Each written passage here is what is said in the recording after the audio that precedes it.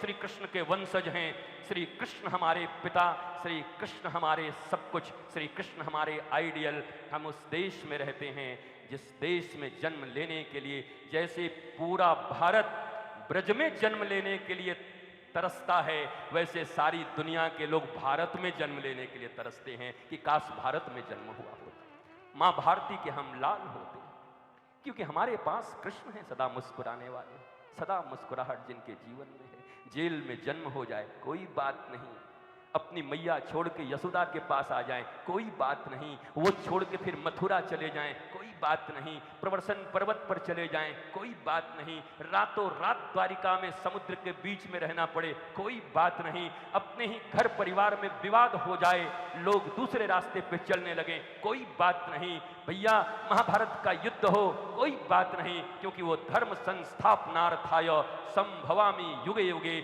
अगर भगवान श्री कृष्ण को जानना है तो पूरा ही समझना पड़ेगा। कुछ लोग ऐसे हैं जो केवल यशोदा के आंगन के श्री कृष्ण को मान रहे हैं, कुछ ऐसे हैं जो केवल कुरुक्षेत्र के रणांगन के श्री कृष्ण को मानते हैं, कुछ ऐसे हैं जो द्वारिका के राजप्रासाद के प्रांगण के श्री कृष्ण को मान रहे हैं। 16,108 कोई कह रहे हैं हमारे यहाँ का, कोई कह रहा हम केवल गीता मानते हैं। आधा अधूरा मानने से काम नहीं चलेगा।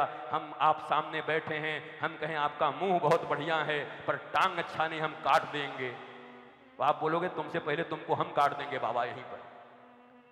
बोला आपका मुंह तो बहुत बढ़िया है पर आपकी नाक अच्छी नहीं, हम नाक काटेंगे आपका। बोला हम तुम्हारा मुंह थूर देंगे, हमको तुम पहचानते नहीं हो। आप देखते नहीं आज रामचरितमानस भागवत इत्यादि पर हमला करने वाले लोग क्या कहते हैं, रामचरितमानस तो ठीक है लेकिन ये चीज ठीक नहीं है।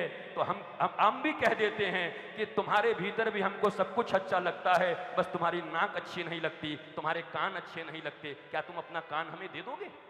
तुम कहते हो शास्त्र से इस बात को निकाल दो। अरे शास्त्र जब तुम मान रहे हो कि शास्त्र उस समय में उस अवस्था में लिखा गया, उसकी कूट भाषा को पहचानने की शक्ति तुम्हारे भीतर नहीं है क्योंकि तुम अंग्रेजों की औलादें बन गए हो, कहीं संस्कृत नहीं पढ़ सकते।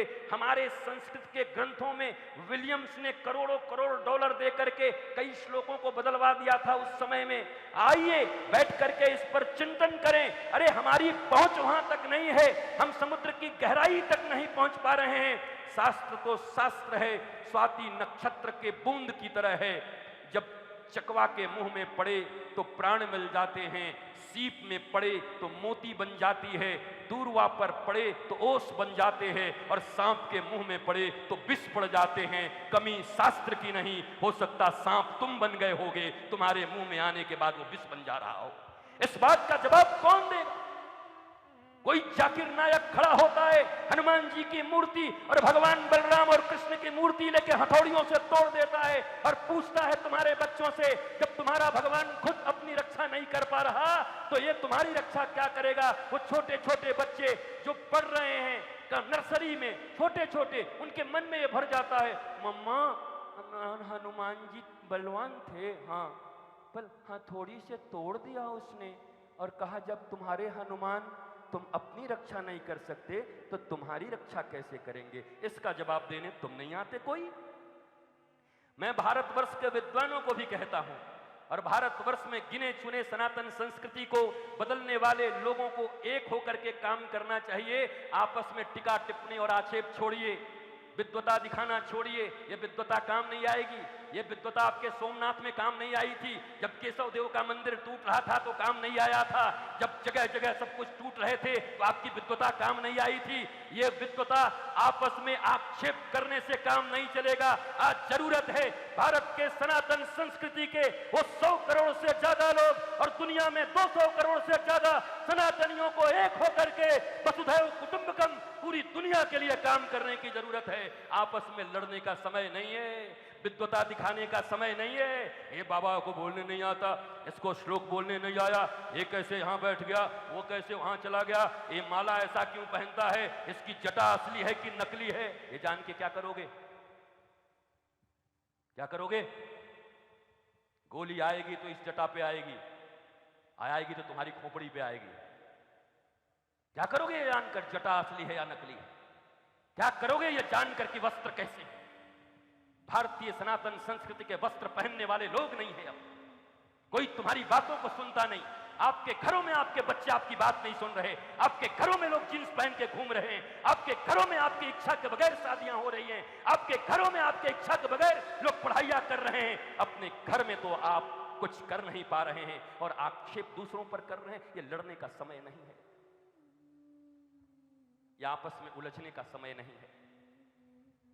भारत मां का कोई भी बेटा अगर निकलकर सनातन की बात करे, संस्कृति की बात करे, अच्छी बात करे, शिक्षा परिवर्तन की बात करे, मौलिकता की बात करे, तो खुलकर समर्थन करना चाहिए। नहीं नहीं, ऐसा तो होना चाहिए। सही में हम नहीं कर पा रहे तो क्या हुआ, पर ऐसा होना चाहिए।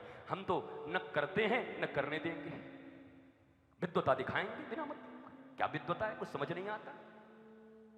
अरे आपके भारत की ऐसी शिक्षा व्यवस्था नहीं थी कि सभी संस्कृत पढ़ सके। अगर संस्कृत अनिवार्य होता तो सब पढ़ रहे होते। संस्कृत को हटा दिया गया। हमें याद है जब हम छठी क्लास में पढ़ते थे तब तक अनिवार्य संस्कृत था और सब निष्णात विद्वान होते थे। धीरे से उसको साइड, फिर और साइड, फिर और साइड, फिर तो मध्यमा हमारे एक, अब क्या बताऊं, हमारा एक मामा था, हम अच्छे स्टूडेंट थे तो हाई स्कूल में हमने उस समय में 65% हमारा मार्क्स आया। हमारा मामा जो इतना बोतलानंद गिरधारी था, कुछ नहीं आता था, जीरो भी नहीं आता था, उसको मध्यमा पढ़वाया गया और उसके नंबर 800 आए। तो ये तो संस्कृत की हालत कर दी थी लोगों ने।